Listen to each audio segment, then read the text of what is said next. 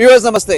Punekar news political analysis में मैं आपके साथ टीकम शेखावत और इस समय मैं वडगांव शेरी विधानसभा क्षेत्र में खड़ा हूं। जगह का नाम है लोहगांव और मैं यहाँ क्यों खड़ा हूं क्योंकि ये जो जगह है ये पुणे में काफ़ी चर्चा में है। इस समय महायुति की अगर बात करें तो इस विधानसभा के लिए जितने नामों की घोषणा हुई है, इनके जो कैंडिडेट्स की लिस्ट इन्होंने दी है उसमें बीजेपी ने अपनी लिस्ट दे दी है, एनसीपी ने अपनी लिस्ट दे दी है। जब मैं एनसीपी कह रहा हूं तो अजीत पवार बाय डिफॉल्ट उनका नाम आता है because NCP is Ajit Pawar.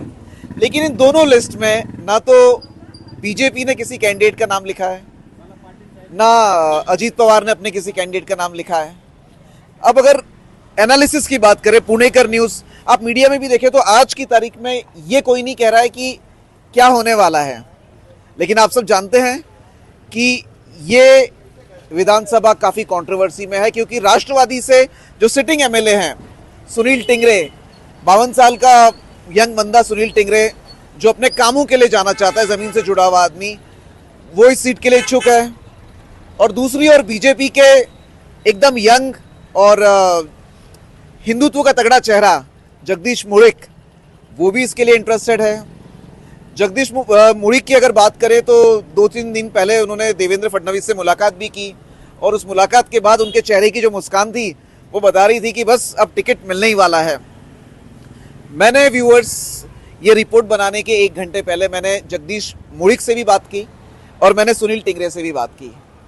आपको जान के हैरानी होगी कि दोनों भी अपने अपने व्यूज़ को लेके काफ़ी स्ट्रांग है और दोनों भी ऐसा मान रहे हैं कि उनको टिकट मिलने वाला है। जगदीश मुड़िक ने कहा कि उनके सीनियर नेताओं से बात हुई है और अगले 1-2 दिन में लगभग उनका जो भविष्य है टिकट को लेके वो फाइनल हो जाएगा।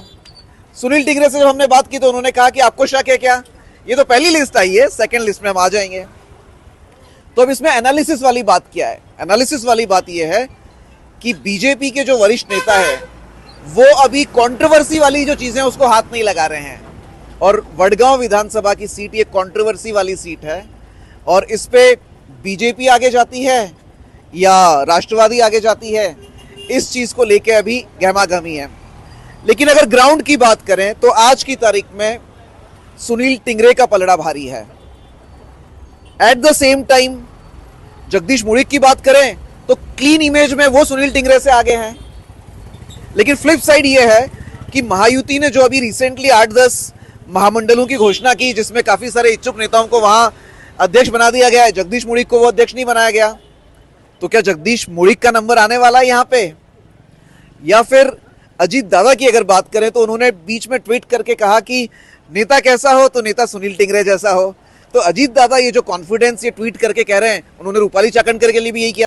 तो कहीं ना कहीं अजीत पवार ने भी सुनील टिंगरे का जो नाम है अपने ट्वीट के माध्यम से काम को लेकर, या वडगांव शहरी में बीच में कुछ मतदार संघ में जब वो गए भी थे काम को लेकर तो वो सुनील टिंगरे को साथ लेके गए थे। और ये सब एंगल से जमीनी स्तर पर ऐसा लगता है कि सुनील टिंगरे जो है वो इस उम्मीदवारी के लिए लगभग एक तरह से अपने आप को मजबूत दावेदार मान रहे हैं। और सुनील टिंगरे पॉलिटिक्स के एक मजबूत खिलाड़ी है, तो टिकट मिले ना मिले वो तो चुनाव में उतरेंगे, ये तो पक्का है। लेकिन जगदीश मुड़िक की बात करें तो वे एक लंबी रेस के नेता है।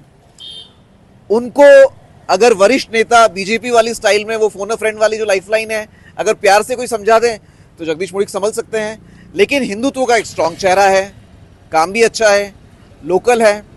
लेकिन वडगांव शहरी जो मतदार संघ है यहाँ पर मिक्स्ड वोट है। यहाँ पर बहुत सारे जमीनी स्तर से जो यहीं से जो लोग हैं वो है काफ़ी सारे जो सेंट्रल गवर्नमेंट के जो एजेंसीज में जिन्होंने काम किया है, नौकरी में काम किया, वो रिटायर होने के बाद भी यहाँ रहते हैं। तो काफ़ी मिक्स क्राउड है। तो आने वाले समय में ये काफ़ी इंटरेस्टिंग होगा देखना कि यहाँ की जो हवा है महायुति में वो किसके पास जाती है। चुनावी एनालिसिस के लिए पुणेकर न्यूज़ के लिए टीकम शेखावत।